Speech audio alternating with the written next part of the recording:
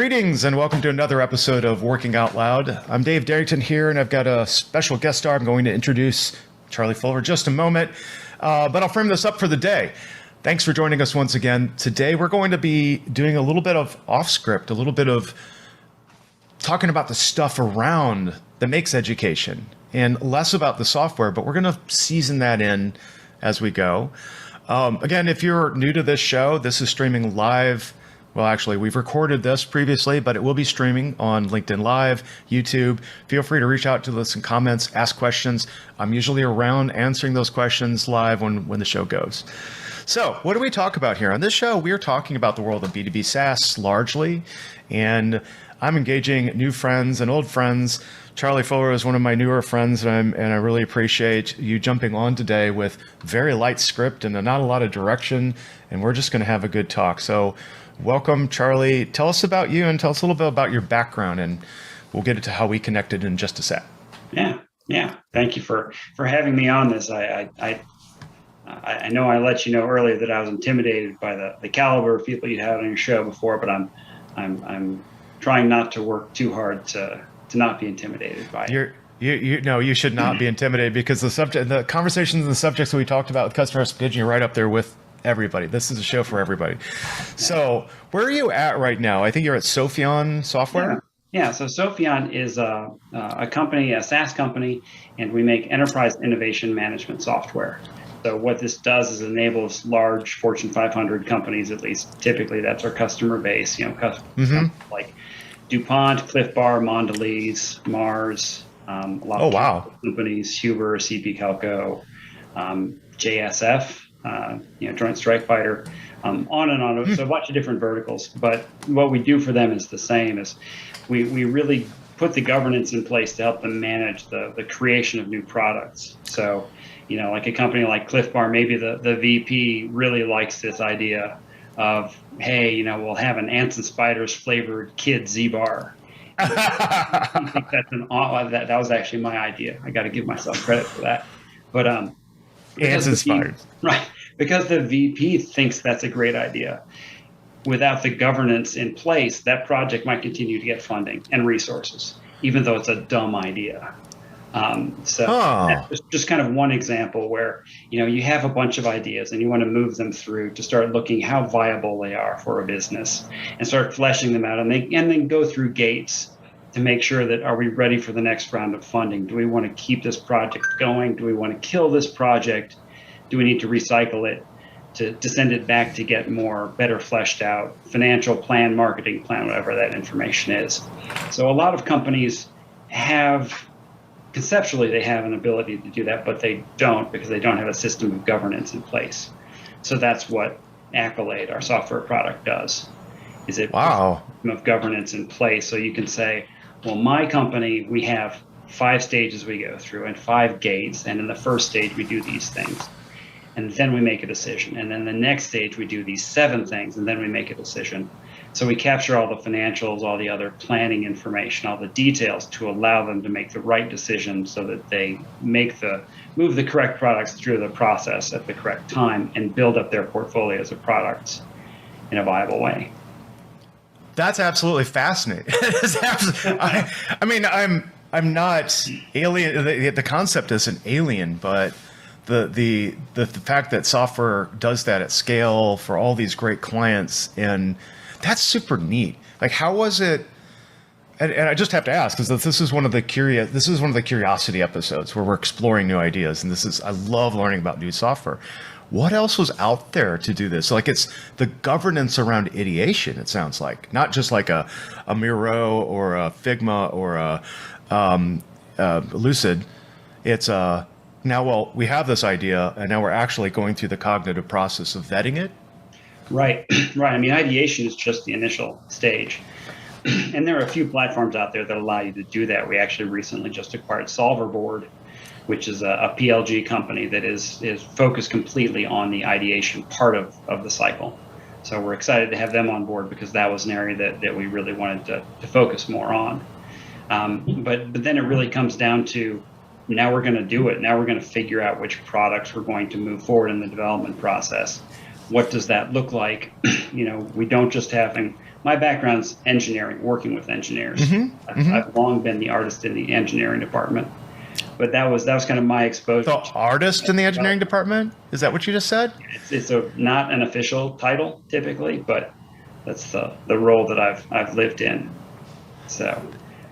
Wow, I love running edges, Charlie. What I mean by that is, this is the coolest stuff ever. That, I mean, I feel like a weird, like a mutt sometimes in customer education, but when you're saying an artist in engineering, that seems like it's bringing more of yourself to work. It's like bringing this artistic, creative side into this world of ideation, where now we're actually putting a governance process and doing the boring part of it, and you're having this swarm of all this. This is fascinating. I wasn't aware of this world. Yeah. The world I was in before was really just kind of like, okay, we've decided we're going to make this thing. Now we're going to engineer it. So that's one part of the innovation cycle. So it's been really interesting to be working here at Sopheon and see the entire cycle from innovation through even product retirement.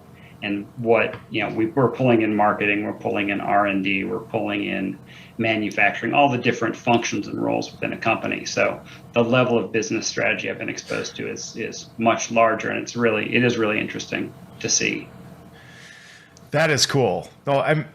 Okay. Well, now I get it. I get what you're at, and that's our hook to drive this conversation. And the other hook is, okay, so you're a very unique company. You're passing ideation on into development, to making the products that we know and love, not necessarily ants and spiders flavored, but but this is an act of scaling creation in a way, right? Yeah, so exactly. And it's really about bringing the right products to market, giving the right products the funding. Because you can get, a lot of companies will open up Accolade to everyone in the company. And wow. You would have a mobile app where anybody in the company, you don't need an Accolade account. You can submit your idea. And so and companies are getting thousands of ideas. And guess how many of those are viable products? 0.1%? Some small number. But you want to collect all of those. You want to collect the ideas because you may get one from somebody in an area that normally wouldn't have the ability to do that until you implemented a system like this. And then you capture that, and because they're unencumbered by knowledge, there's some level of brilliance to it. Unencumbered by knowledge, translating to a level of brilliance. That's my motto, is unencumbered by knowledge. Yeah. I love this. Okay, so with that, I think that really establishes a conversation that we can have. And again, breaking the fourth wall, audience, these are the conversations I love to have, because we're still learning about software that I've never heard of before, and you may not have either. Charlie's in a unique space, and the working out loud aspect of your space is, like you and I were talking, I'm going to lead into this and I'll lead out with it. I have this advisory services strategy workshop, which is a customer education strategy workshop that you are in. These are so fun. These are collaborative. We're working to solve problems kind of out loud, but I'm facilitating a journey for you. If you're interested in learning about that, I'll put a link to it on the site. But we were in that session, and all these, like, we've had conversations after it's been running ongoing for a while. And what we were talking about, like, we want to have a conversation. We want to talk about your product. We want to talk about what you do. But let's step back and say, okay, you're in this space of, it's different. You've had a different trajectory, and I have too. Like, I've done some weird things in my career that are artistic or musical, and they bring that side of me that I'm used to not seeing, right? I'm normally Dave, customer education, but there's a creative side to that we miss. So how about we talk about the subjects that you had brought up, in particularly. We're bringing this full self to work. We're starting to think about this diversity of thought. What are things like you talked about art? Okay, how is art involved in customer education, or the process of learning and educating someone in it? Or I like this one, teaching motorcycle racing, which you have this experience. I'm like, wow, this is super cool. Tell me about motorcycle racing and what you've brought from that into your job today. And then I think the last one might be dance. Like, all these things And I'm going to lead it in with this. I was on a mountain here in the Seattle region in Washington learning how to ski from this 80-year-old instructor, and I was absolutely fascinated by all the things that were going on around me because I'm an educator and I'm thinking about software, and I'm falling down, I'm getting back up, I don't understand. I'm like trying to translate the things that they're saying to me to something I can actually practicably do. And that's 100% relevant to my day job. It made me think differently. So let's start there. Before we start there, can you tell the story about your background? Like, why do you have all these things in your background? Where did you come from? How did you get to where you're at today? And how are you bringing these to bear? Yeah, well, I want to make sure to remember what you were talking about with the ski instructor and the words they were saying and turning it into something, because that's definitely something I think we're going to touch on. Yeah. It's how do you translate that? Yeah, because it is key. So I am in college. I was an English major with a creative writing emphasis. Nice. I'm also a poet. So that's the other weird wrinkle in this. But so I was initially, I go to college and clearly, if I get an English degree and I'm a poet, then that is the path to success. No, never know. Never believed that. But you go to college and you just kind of default, oh, this is cool. But I finished my English degree up beginning of junior year, and I had taken an art class just as kind of to cover an elective. But I've always been creative and always enjoyed making things, down in the wood shop in my parents' house where I grew up, I just like building things. And I took this art class. Like, oh man, I remember I made this little sculpture. We had the task was, out of an 8x11 sheet of cardboard, you can cut it up into anything that you want, and you can use a coat hanger, and you make the sculpture. And I made this little thing of like one square and then another square and another square. And it kind of looked like a snake, like as the squares got smaller and the spine of them was. Oh, wow. And it was just a very simple little thing, but the sculpture professor put each one of our little sculptures up on this turntable at the front of the class and spun them around, and people yelled out ratings. And mine got all 10s. And I'm like, oh, this is it. This is cool. It's just a bunch of college kids waking up in the morning in a dark presentation. Coat hanger sculpture, I made 10s, but that really triggered something. It's like, oh, I could do more stuff. I can make more stuff. So I added an art major because I had enough time left in college to do that. And that turned out to be kind of one of the best things I did, because I learned carpentry, I learned welding, I learned how to. All as part of your art program? Yeah. You learned all these really useful skills. Yeah. I learned how to stick things together, what kind of glues and epoxies to use to keep things together. And material science. Yeah. A friend of mine and I started a custom furniture shop and gallery after college. And I learned that I'm a horrible small business person, but we enjoyed having a gallery space. We enjoyed, I got a couple of grants to do art installations. So I kind of moved. Sculpture was kind of my main focus, but then I moved into multimedia installations as well. So I got a few grants to do that, and ended up, the big thing in the furniture shop was, we wanted to do custom furniture. So if I draw you a hand sketch of a table that you want, you might be like, well, Charlie, I don't know. But if I show you a really nicely rendered drawing, even a computer rendered drawing, and this is 1992. Mm-hmm. Oh, yeah. Early days of CAD. If you could see a picture, a photograph, or a scaled dimension drawing of it, you're probably more likely to think that I could actually build that table for you. So I got a degree. I went to a Votech school and learned AutoCAD.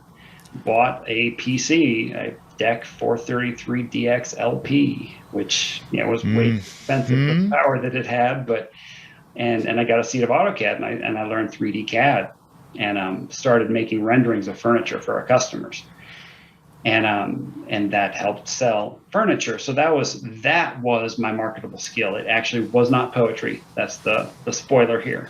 It was 3D CAD. So when we shut the furniture shop down a few years later, I ended up getting into 3D CAD, learned Pro Engineer, and moved my way into working in engineering departments, working my way up to be kind of a systems admin manager of engineering systems and Mm-hmm. automating engineering processes. So that's how I got there, which was not the typical Wow. trajectory. No, but that's fascinating because the story you told me is this. This is why my own daughter had gone through university and she ended up with a degree in computer science, but was started in art. And like the reason I want to bring this to bear in our market and in on for our audience is that this diversity of experience, these things that we in business don't often recognize as having value, right? Art. Well, it matters a lot when you're developing your brand logo. You're trying to come up with a little jingle for your ad, like all these different things. Art and music and these other skills that embellish and add to our life are important. Well, I would add too, thinking about this in the 5 minutes I had to look at the script before we got on the call. Sorry about that. The first thing that I thought of with art, really that struck me as a valuable skill that I learned from art is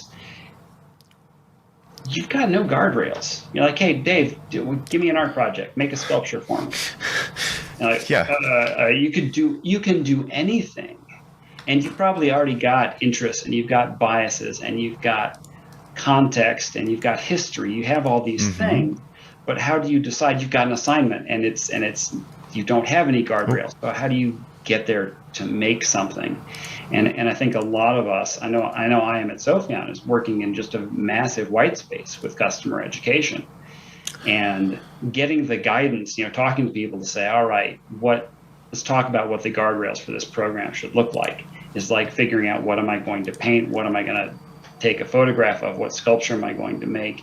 You have to get some kind of guardrails in place to really give you the guidance. Otherwise, everything's gray and vague, and you don't end up doing anything except worrying about finishing your assignment. So you're saying that customer education in some ways is a blank canvas where now it's, well, what do we do?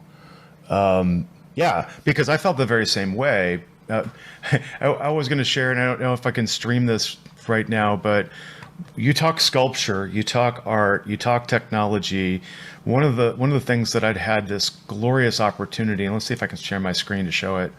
I did this venue. Where is it here? I'm looking at your stuff. It was called Electric is the Love, and this was at a not Webster. This is a Laumar Sculpture Park in St. Louis. What we were called, I had met the curator at the museum, and she said, hey, I was teaching video game design at the time, right? And Ernest Trova sculptures out there. Yes, this is you're looking at now the park, the sculpture park. Yeah, Dave and I are both from St. Louis. For those of you that originally, we spent time, I grew up there, and I'm very familiar with Laumar Sculpture Park. So this was a cool project, and I'm not going to take attribution for all of it. I was asked, like, can we do something fun? Can we do something with electronics? Can we do something digital? And this is where me, as a educator and a scientist and someone who just likes video games, thought, hey, well, what if we get a group of students together, and together we collaboratively build it's meta. We built the sculpture park with the sculptures and went around, and like you're seeing, we used the GPS tool, we overlaid it on Minecraft, we dropped a topology map and we fixed it, and then we had people go out with cameras and take pictures of all aspects of all, like the Ernest Trova work you said. Yeah, that is beautiful. I mean, this confluence of technology and everything, and it's the fact that, and I'm going to stop streaming it, but I don't want to take away from what you're saying here. I'm going to go back in there and dig around and find my favorite sculptures in there now that I can find it.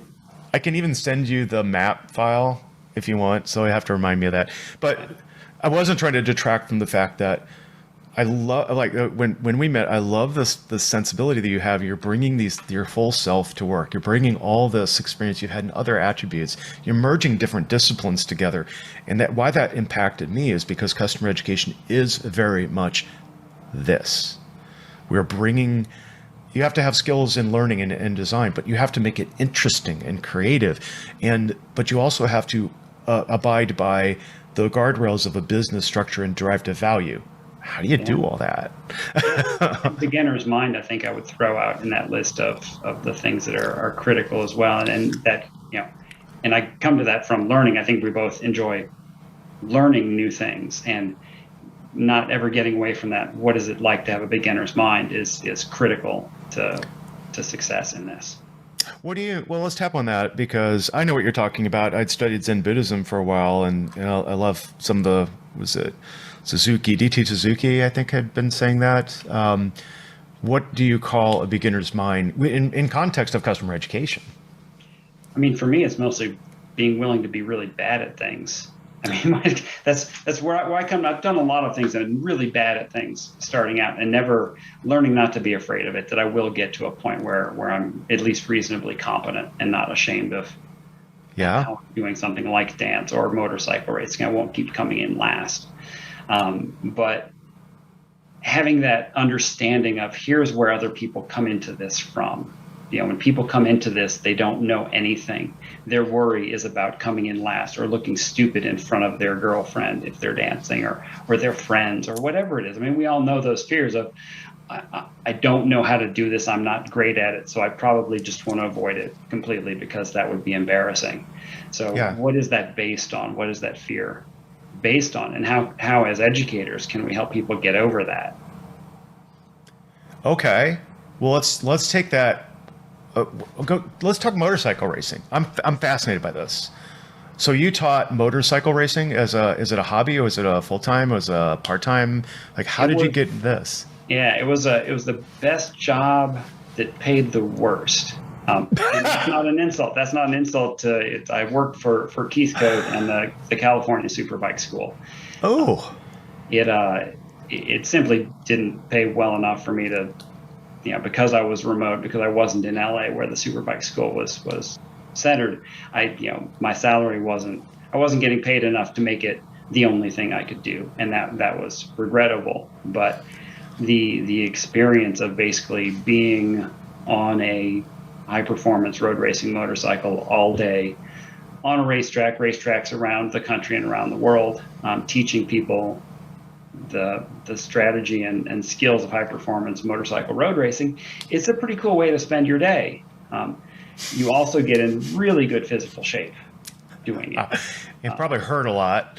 And I was surrounded by people that, I got into it because I had been motorcycle road racing for years, and I'd seen an ad in the back of one of the road racing magazines looking for instructors, and man, that's about the coolest job in the entire world. So, I think I was working in the financial industry at the time, and I'm like, well, let me pursue this a little bit, because I'm racing, I'm doing track days, but this is a cool enough job that I think I'm going to put some energy into getting there. And I tried out and failed, and they gave me some guidance on what I was doing wrong, just technique wise. And so I took a couple of classes and I tried out again, and they brought me on board. Wow. It was the caliber of the other instructors was incredible. Really, great people, great instructors, incredibly fast, far faster than me. And Keith Code, the man who created really the science of motorcycle road racing, it's his school. And so getting to work with Keith and his crew was a dream come true. This sounds absolutely incredible. And you know what my next thread is going to be around this then is, okay, so here you are now, a few years forward in your career, and you have this experience now. You've already had the art background. You've done motorcycle racing, staring down the gun of the shaft of customer education. How is this applicable? What's the differentiation? What are the skills that you see transiting from what you did in that context over to now? Okay, it's software. We're not going to kill ourselves, but we might wreck our finances or something like that. Yeah, luckily the risks typically are lower if you make a mistake in customer education. Maybe. But it's really the principles and the framework that we learned as instructors in the Superbike School were that there were really three main barriers to learning. One is a misunderstood word, and Keith Code is really big on this in his books. He wrote the seminal motorcycle road racing book, A Twist of the Wrist and A Twist of the Wrist 2. And one of the things that he includes in there is a glossary, and he defines words that a lot of people would consider like that's so silly that you would define that, but it comes from this idea of if you don't understand a word, like if you're reading a paragraph and there's a word at the beginning where it talks about anti-disestablishmentarianism, the philosophy is after that you read that word and you don't know what it means, everything else kind of goes gray. And all your brain is just kind of lost in this miasma where it's not going to retain anything else because you don't. Should I define miasma? No, I think it's a nice gray mist that's outside my window here in Seattle. Thanks for doing that for me. But that's one of the things, and that's definitely something that I bring into customer education, and I think we all probably do, is to consider jargon that we're using, and being very careful to not get lost in our own world, to get back to that beginner's mind of, if I'm going to talk about metrics in the context of our Accolade software, you may think of metrics meaning something different than the way we use it. So really just make sure that I define those things.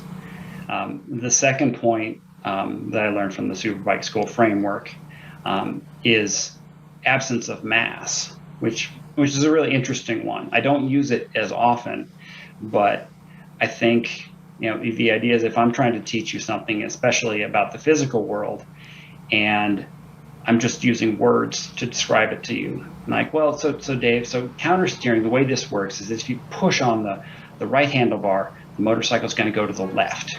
And you're like, yeah. But if you're not doing it, if you don't have a motorcycle there, if you can't actually test it out and get that physical reality of it, it's just going to be something theoretical, and you're not really going to learn that very well. So there's a focus on the physical reality. Wait, okay. This is interesting, Charlie, because this is what I was hoping for.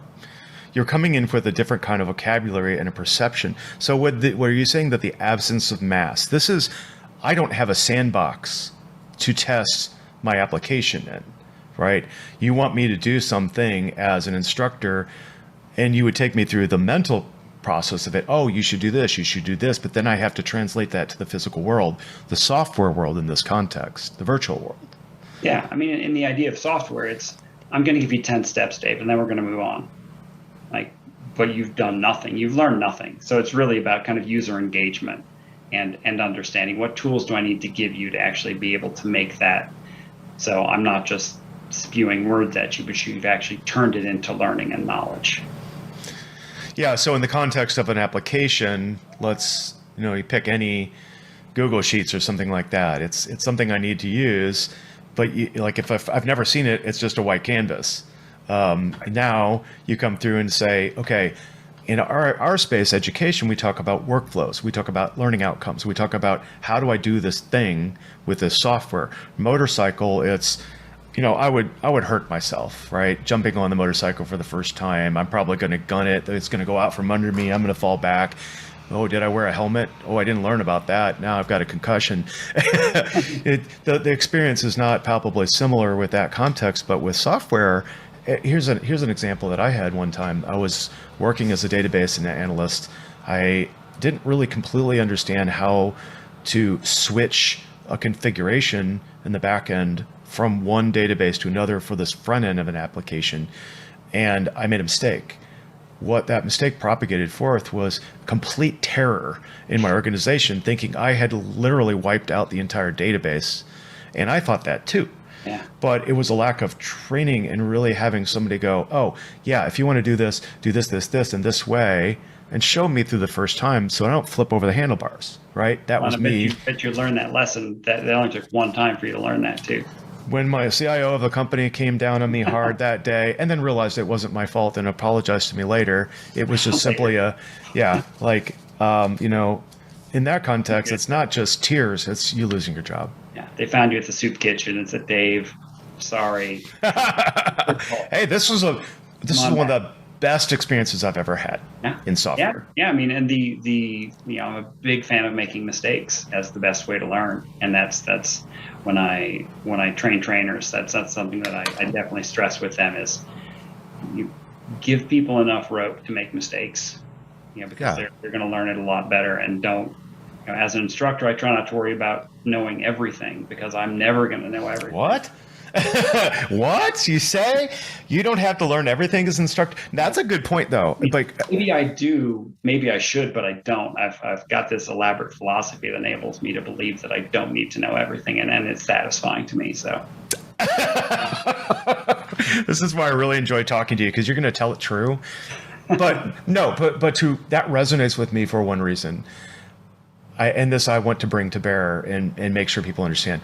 There are a lot of leaders, and I've had some of them that have that thinking that I am a subject matter expert, right? Oh, I hired the best. No, you hired a manager or an independent consultant or independent contributor who's building education.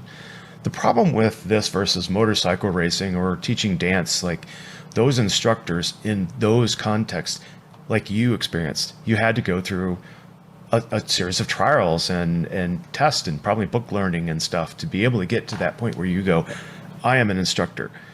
That doesn't seem to happen so often in customer education, because it's like we're building new they're new motorcycles, right? They're not a motorcycle. They're a piece of software that's like a motorcycle in context that has all these spinning gears and wheels and things that are happening in the cloud, but it does something, not drive.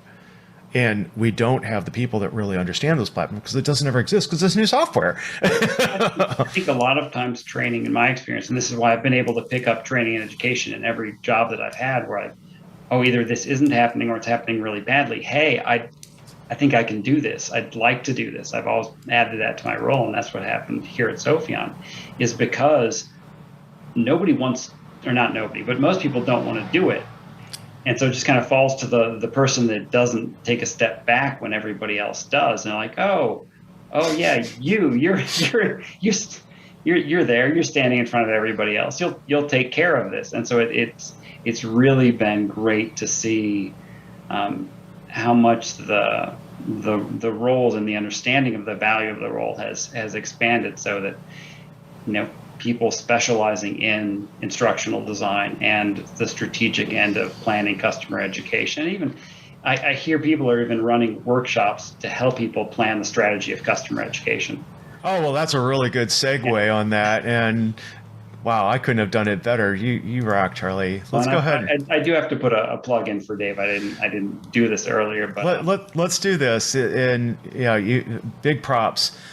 So Charlie, you were in this session, and we launched this, I think it was a couple months back. There's another session coming up on June 23rd. So if you're not time traveling and you're looking for something to do on a Thursday morning at 8 Pacific, that's later for all of you on the East Coast and the Midwest and elsewhere. What this is a strategy workshop where we start off, and Charlie, you went through this. Maybe you can talk about your experience a little bit. I'm just making myself a note. I remembered I promised you a testimonial. Yep. This is your active testimonial. This count? So okay. It counts for it. I'll crumple up that Post-it note and throw it away. Recycle it. I was really excited because I'd interacted with Dave a couple of times, and I'd sent a question into the Customer Education Lab podcast about a specific major aspect of some of the friction and questions I was having in developing the customer education program here at Sopheon. And a couple months later, I happened to go back and look at the Customer Education Lab's site, and I was like, oh, this episode 57 or 67, this is exactly what I need to know. And then I listened to it, I was like, and so Charlie Fuller sent in this question.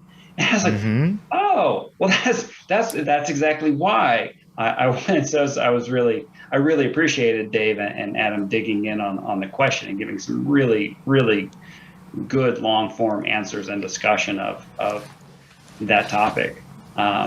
It was all just a program for me, which you don't often get that. So a lot of times you send a form in, whether it's to Amazon or somewhere else, and you never hear anything again.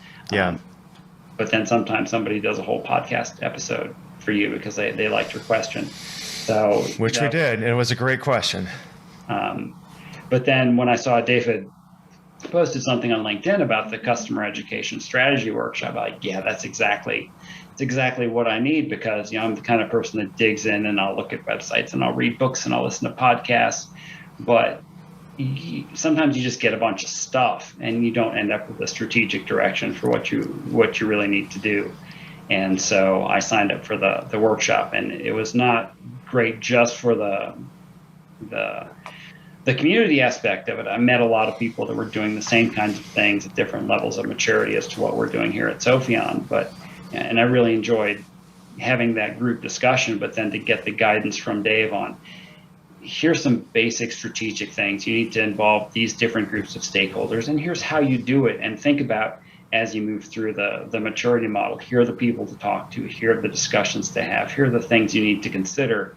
So really mapping out the components of what a comprehensive customer education strategy looks like. So I found it incredibly valuable, and I'm waiting on tenterhooks for the next level of the workshop. Ooh, I'm working on it. It's going to put a glossary, a definition of tenterhooks in the podcast. Tenterhooks. Yeah. We're going to look it up, but we're going to save that for later. Charlie, what I also want to do is thank you, because without you and your contribution and others like you out there that are saying, hey, we got to all figure this out.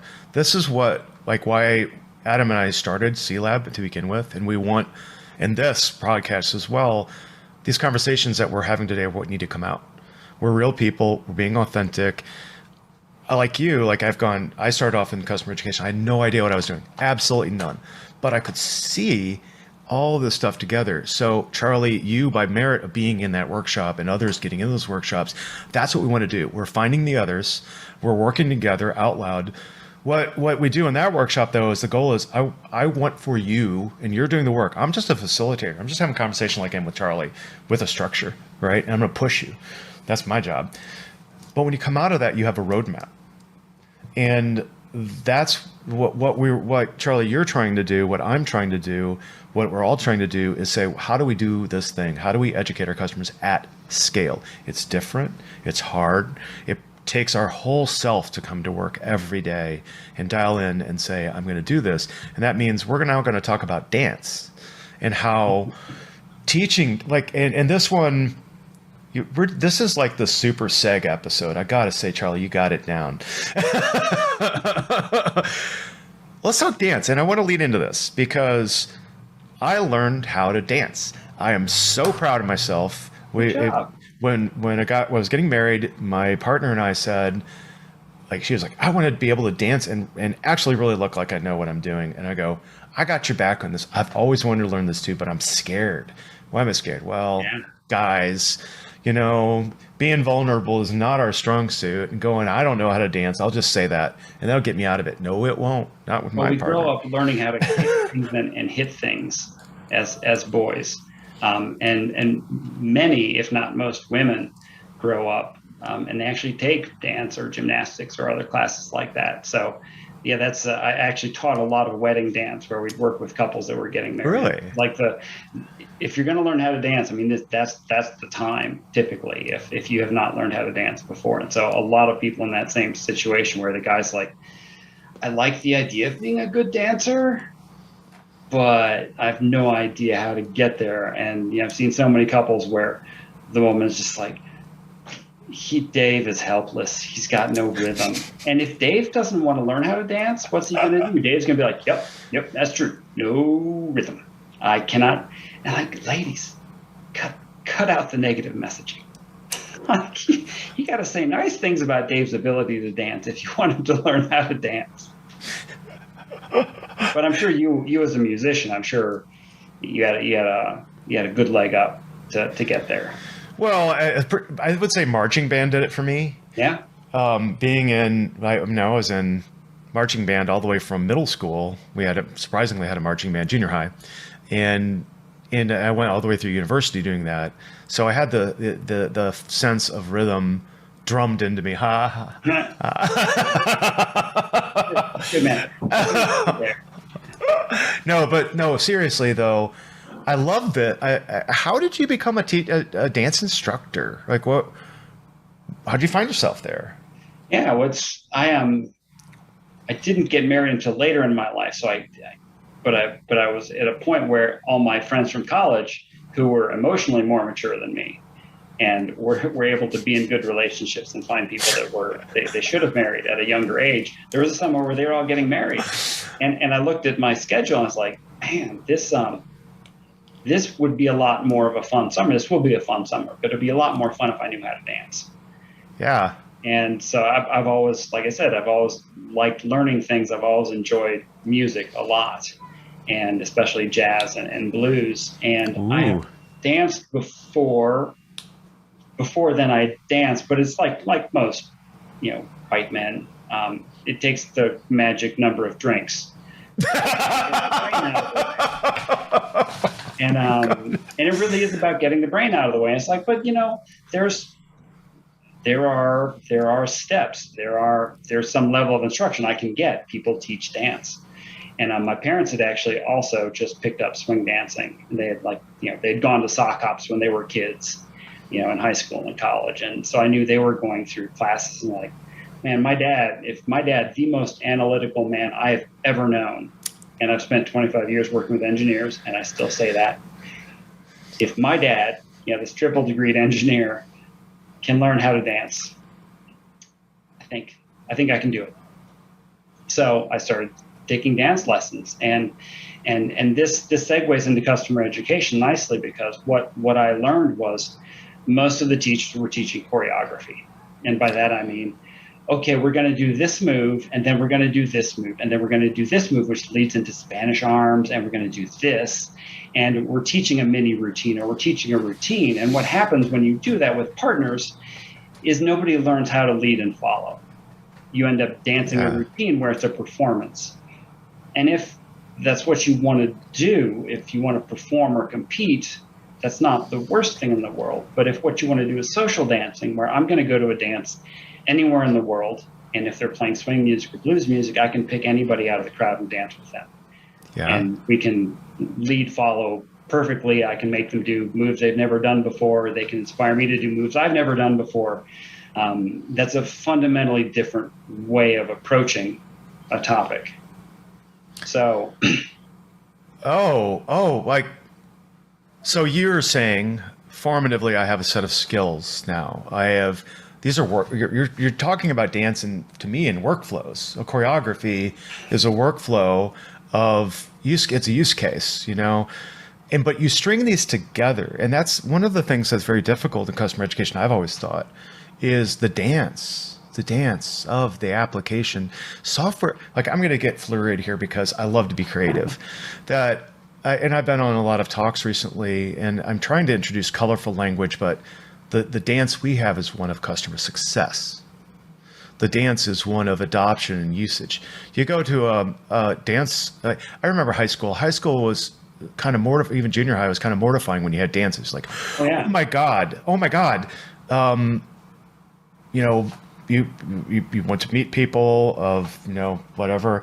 I'm being very, very vague here, but you want to meet people and dance with them, right? But you're scared to death because you don't know anything about it, and they don't teach you, or they try to in gym. People are watching. Yeah, and that's scary. Like, okay, let me be vulnerable myself. So what I'm going to do is take my video off, okay, and I don't want any. You can see my wonderful screen here. Oh, is this where I dance? Where you're going to play music and I'm going to... No, I don't know if you can dance to it, but if you can figure out how to do that, I could play a little blue. Hold on. The thing about brass and instruments is they're quite heavy. Now, I was thinking recently, I joined a band, and I didn't expect to do this, but it totally shocked me. But I have 15 years musical training, right? I learned sax from 5th grade. I went all the way through university. I was a music major to begin with. I started learning about all the music theory and all this stuff. And then I'm like, well, how is this ever going to help my life in any context? What is it about playing a saxophone other than it just looks freaking cool? Yeah. But it's this, like you were talking about dance. Like you said, I could pick anybody out of the audience, and I could dance with them. Okay. You got to that place because somebody instructed you to do these, and they put these things in, helped you get these things into your mind, into your body. I understand how to two-step, salsa, samba, whatever. These trigger things in me. Now, if I were going to play my saxophone, the reed is probably a little dry, and you say, Dave, play some blues. Okay. How do I know how to play blues? Well, I've listened to it, I've seen it, I've done it, Now there's a progression, usually 8 bars, and then chord progressions and changes, and there's sounds and guardrails. I've got the guardrails, and now I'm a performer. I like to be on stage. I ad lib. I play by ear, and a lot of people don't do that. And they don't actually train that a lot. When you think about ad lib, like I love jazz, I love blues, I love jazz in particular because. I don't know if I can do this. I'm going to try. We're up. Do you have to stop right away? No. Are you good? Okay. Give me a sec here. This is not something you normally do on a business podcast, but I don't care because we want to have fun and try to shake it up. It should happen more often.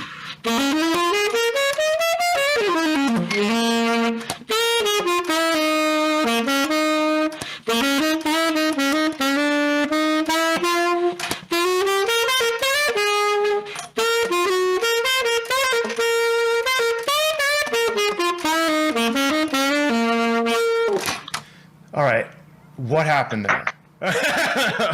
and I've been practicing a lot lately. Yeah, I mean, I was definitely struck by that. When you're talking about what do you do if you're just going to kind of riff on something, it's like what do you do when you're starting a dance with somebody? Right. Well, you just start moving. I mean, you've already got the music, which is nice when you dance. You've got the music to riff off of. But I was hearkening back to the movie Sing. Oh, I love that movie. Got two little girls, 6 and 4, and so Sing and Sing 2 are big in the house. But I remember the advice that Buster Moon gave to Mina, the elephant, who had stage fright and just couldn't, amazing voice, but just had trouble. And he's like, just start singing. And so you make that first note, and I would imagine as a musician, you make that first note, and that takes you somewhere that then you know what to do. That you didn't have that whole riff planned out. You didn't have it written on sheet music somewhere. You didn't have any of it. You have some basic guardrails in place, and that first note just kind of leads you down the path, and you figure out what to do. But having that confidence that once I make that first note, I'm going to know what to do is hard-won confidence. And that's where in customer education now. Let's bring it back. And thanks for humoring me with the saxophone thing. But like that's me too. I want to bring my full self to work. I'm a musician. I think about the musical, production, like how do these things fit together? And when I'm on stage, I'm listening to the bass player, the drummer, the singer. I'm looking at my singer, Shell, and she's like, like signaling me while she's belting something out. And I'm looking to the violinist across the way because we do some bluegrass, and she's doing a lick. And then I'm playing, like at some point we're playing a 3-way solo with a piccolo and, a Trump, I don't know. It's crazy. It's crazy what happens. Music is like dance. It's a choreography of well-timed steps and notes that you know how to play. It's fluid. When I play my saxophone, I don't think about it. I know what a G is. I know what an E is. I don't think about it flows. And that's where thinking it's not going to be as good. It's about getting the confidence, whether it's dance, whether it's music, whether it's motorcycle racing, is getting your brain out of it. Because the things your brain is telling you to do, if you let your brain drive your music or you let your brain drive your dancing, your brain is going to tell you all sorts of garbage. It's just going to make it horrible because the brain is really primitive and it's worried about people making fun of it because you'll get ostracized from the community if you miss a note or make a bad dance move or make a bad piece of art, or the brain is going to tell you can't go that fast on a motorcycle. You need to do this, and whatever the brain's telling you, it is not the right thing to do. And it's about learning. Let's get the brain out of the way and build that body memory and build that confidence in ignoring the survival reactions of your brain. Oh my God. Okay, so we're wrapping up here, but I want to play off of this. I want to tell you an absolute terror I had recently, this year, in fact, about music.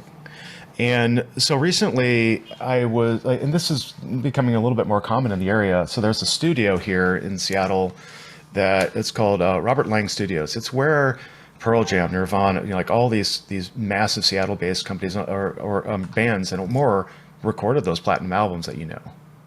And I was, number one, humbled by the opportunity to go there because we're just recording an album for the band and they allow the studio for this kind of use.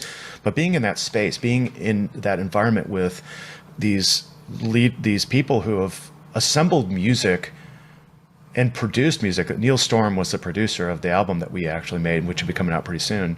Watching this guy work about sounds and people and the relationships was such an amazing experience, Charlie. Like, I'm sitting in the thing and I had a headset on this and my saxophone and I could see through a window of 3 other people, but I couldn't have this sense of I had to be on then, right? Mm-hmm. And I was so worried about perfection still, which is the theme in our customer education space. And I'm like, what if I make a mistake? Well, if I screw up, this is going on an album. Oh my God, now my anxiety is starting to ratchet up. And I'm feeling very uncomfortable because now I'm in a new context. It's exactly what you need to play your saxophone really well and get that track laid down is all that tension. Yeah. So once I busted through it and started belting out pieces, and I'm like, well, you know what happened to me, Charlie? And this is the thing where I compel our learners, like we kind of get to this end state when you know an application so darn well. Like when I was using Gainsight or Azuka or Outreach, the places that I've been in the past, and I get this experience of like, I just grok it. Like, okay, let's go back to video games. Video games, like dance, like music, like bicycle, motorbike racing, require 2 kinds of cognitive things that are going on. One is chunking. What is a chunking? Chunking is these sets of things together come together as a workflow or use case or a thing I'm doing. This quick response to, I pull my brake, I turn the wheel, I slide. I'm abstracting. I have no idea how to ride a bike. I would say you approach the turn, you know your turn point, you get your braking done, you look in, and then you turn the motorcycle. So you already have your sight through the turn made. Yes, that chunk of activities. And so that's how you get rid of those survival reactions. Because your brain is like, oh, just keep braking until you stop. Or like turn later. Like, no, those are really actually bad ideas. But if you have it chunked down to like, I know I'm going to turn here. And before I turn, I'm going to look through the turn. And then I'm going to flick the motorcycle in. And physically, I know how to do that correctly to get a nice sharp turn. You've got those sequence of actions and you know it and you can do it because you've got that. This is what I need to do right now. And here's what is going to be successful. And that's our goal. So we're trying to take that and chunk these use cases. You want to do something, so that means I have to do X, Y, Z. I need to learn a concept behind that, right? I need, like what the software is doing in this case, why it's doing that, and once I get that block, I go, cool, I got that workflow down. Well, what's the result? What's the result that you want? What's the not just teaching the functionality. I mean, this is kind of the mantra of customer education is, I can teach you functionality, but what we always hear over and over again is we need to approach it from the user perspective of what is your goal? What is the objective for this? Hey, I want to get through this turn as fast as I can without crashing and as smoothly as I can with as little drama as possible. And if I'm teaching you how to use our Accolade software, you as a user, you have a job as a project leader, and I want to make sure that I'm teaching you how to set up a project, establish the team for it, and set up all the deliverables correctly. So keeping that in mind of what is that end goal is always the critical thing. Begin with the end in mind and keep it in mind. And then the other thing that I was alluding to is mastery. So mastery only comes when you've enabled, because you were talking about one turn, but then I've got another turn, or I've got a bump. Like I was in San Diego and I was in the bar and I was watching motorcycle racing, and I'm like, a bunch of people crashed, but then you could see the person on the ground doing something very intentional when he crashed, and getting the hell out of the way. But in a certain, you could see them hunker down and get their body positioned in a way that if they did get hit, I could tell they knew what they were doing, that they could deflect some of the blow. Is where they've still got their hand on the gas and they pulled the clutch in. They're sliding across their hand. They've crashed already. Yeah. But they pulled the clutch in so the engine won't die, and they're ready to pop the thing back up and get going again. That's that ability to have that level of mastery where, yes, I've crashed, I am still crashing. I may be going 80 miles an hour sideways, on my body and on the motorcycle, but I've still got my wits about me, and I still want to get back in this race. So I'm going to do this couple of things so that when I stop, I'll be able to maybe get back in the race. It's amazing. And that for our customers, that's the level of memory we need. They need to grok. Grokking means like I just get it viscerally in my gut. It's ingrained in the physicality, right? Like there's no stopping what I as a customer know how to use this platform. Let's think about this. Let's think going back in the day. I remember Nick met on one of my previous podcasts to talk about this category type training, and the Salesforce wouldn't be the thing it was unless there was all this education and people had gotten these plays, these rhythms, these chunks down, right? So my Salesforce person is standing outside the boardroom or sitting outside in a cube outside the boardroom, and the leader comes through and says, "Hey, can you do this thing?" And it's like a fluid motion. Yes, here it is. An hour later, I have merged these two objects, define, like some formula field and calculation, and now I've got a report that goes right to my executive. That was a fluid motion. That's what we're trying to aspire of. And this has come together really well, Charlie, because I really appreciate this. Other kinds of education and training and how they season the real outcome, which is we're trying to get people to really grok and understand how to use that software viscerally, physically. Yeah, how to remember those little pieces of information. So when you're looking at it, you're not, well, the executive just asked me for this big thing. You're not seeing it as a monolith. You're seeing it as, they need this, and then here's the steps. I instantly see in my mind, here are the 10 steps I need to do to get there. It's you don't have the grayness, you don't have the vagueness, you know exactly, you don't panic, because panic's going to take up all your emotional and mental bandwidth, so you're not actually going to be able to get it done. So if you've got that ability, that level of mastery where this task I was assigned is these 10 things, because I've been taught it, because I've experienced it, because I've actually done hands-on exercises, I'm confident based on my experience doing those exercises that I can do this, and I know what the tasks are. I'm going to look at step 1. That's all I need to think about right now. Mm-hmm. Because the moment you try to hold all 10 in your brain, you're being less effective. Just do this first step, and then you do the next one, and the next one, and the next one. And I mean, that's the only way I can get anything done, is by not thinking about, you need a strategy, right? You need a strategy for your customer education program. There's a workshop that Dave Darrington puts on about the customer education strategy. So you get the strategy, you get your plan, you get your rough outline, and that's great. That gives you the pieces that you need to work on. Yes. Oh, I love how you say that, Charlie, because then you go back to the steps. Okay, what's the first step? I need to figure out what my goals and ROI are. What am I going to deliver? And that's not just butts and seats. That's, are we affecting churn? Are we decreasing support calls? What is it? You figure that out. Then you map it to the life cycle of a customer. What is their experience as they go through the act of using your product? And you have that conversation. And it's even better to have that conversation in a room with other people from other companies, and you realize, oh my God, you have the same problem I do. Right.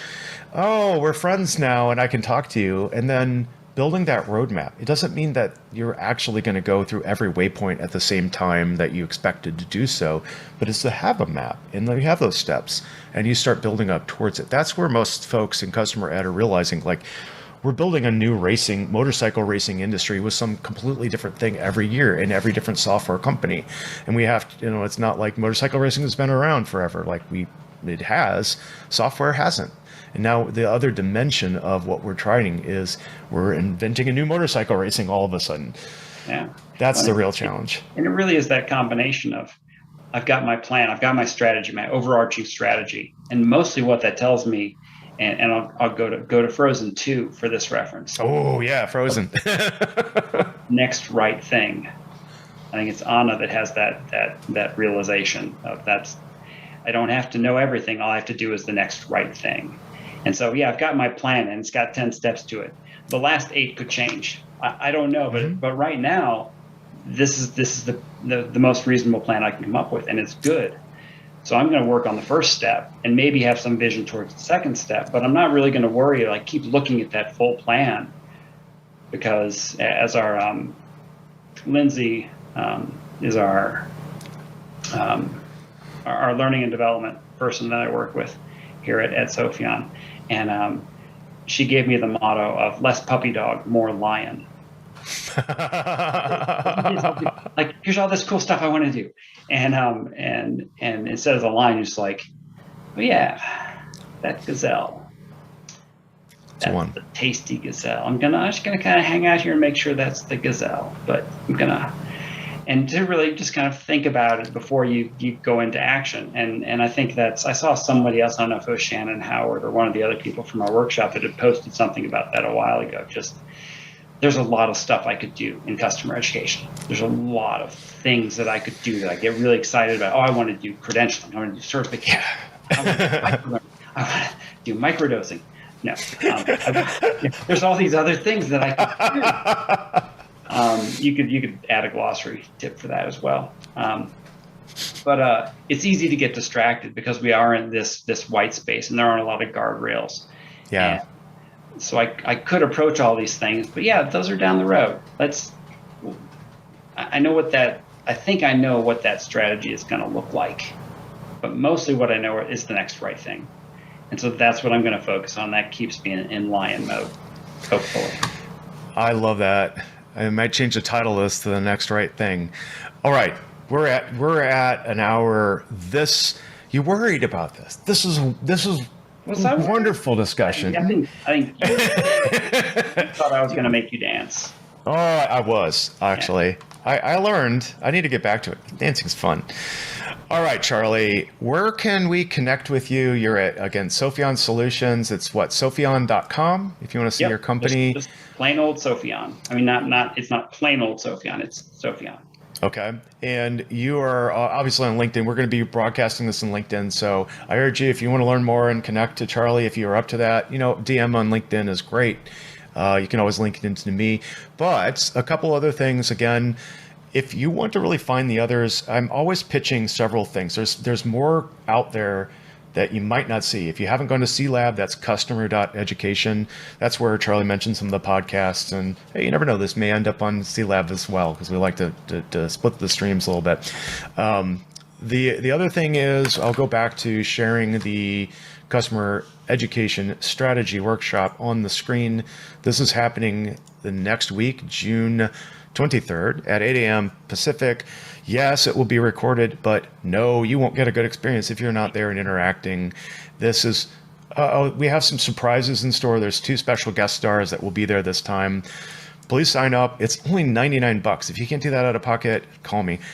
We'll talk. But $300 off right now. These normally list for $399, and we'll be doing these every single month, as much as I can. Highly recommended. Unsolicited testimonial. Yes. And with that, again, thanks for joining Working Out Loud. If you want to come on, if you want to talk, if you want to ask questions, remember, this is always live. You can watch us at any time. So come hang out with us at Service Rocket, at C-Lab. Meet Charlie. We're going to have all kinds of stuff. There's great customer education meetups happening. The world's on fire right now, and customer education is super hot. So thanks again, Charlie, for your time today. This has been wonderful. And anything else you'd like to say before we walk out the door? No, I really appreciate you having me on, and it was very enjoyable. So if anybody else out there, if Dave reaches out to you and says, "Hey, you should do this," it's a fun experience. So definitely say yes. I've learned so much from this, and again, thanks so much for your time, and in particular, jumping on in such quick notice and looking at my script not more than a half an hour before you're a real champ. But these are the points you want to talk about. So we had fun and made it easy. Sometimes it's easier that way to have less time to think about it. You help me keep the brain out of it. Indeed, and we just danced. Cool. All right, everybody, get out there and find the others. Do a good job. Build your customer education programs. Come talk to us.